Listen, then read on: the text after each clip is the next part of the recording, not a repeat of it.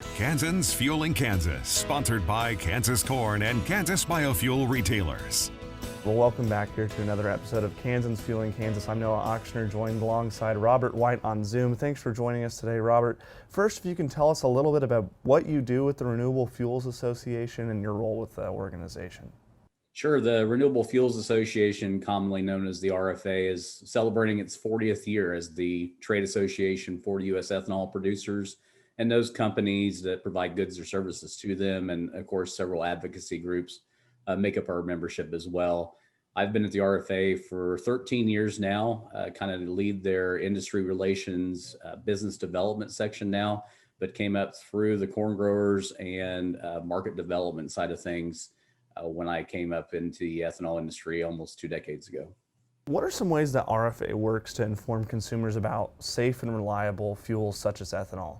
Well, ethanol in automobiles has become second nature. It's in a lot of states, it's not even labeled like Kansas for the most part. E10 is approved for use in every engine on the planet and every engine obviously sold in this country.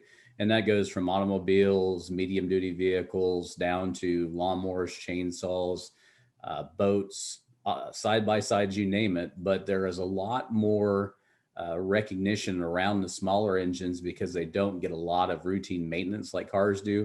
They don't get used every day and the fuel can tend to sit around. So there are some differences there. And so a lot of our consumer advocacy work focuses on those more vocal segments of the fuel business. And our goal really is to get the consumer to a neutral or positive place before they even reach the gas station, because at that point, they're going to make a selection based on other factors probably than something we've convinced them to do. And what blends of ethanol are people able to use in their boats or marine products?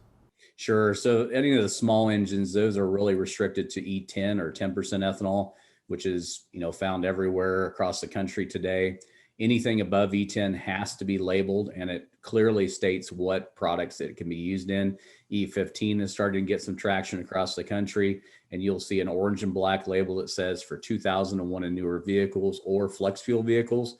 And then, of course, there are some mid-level blends all the way up to E85, which is oftentimes called flex fuel, which can only be used in flex fuel vehicles. So there are really 3 major fuel options with ethanol and ethanol blends, but only one of those is good for the small engines. The rest are focused specifically on the engines of automobiles, trucks and cars and SUVs.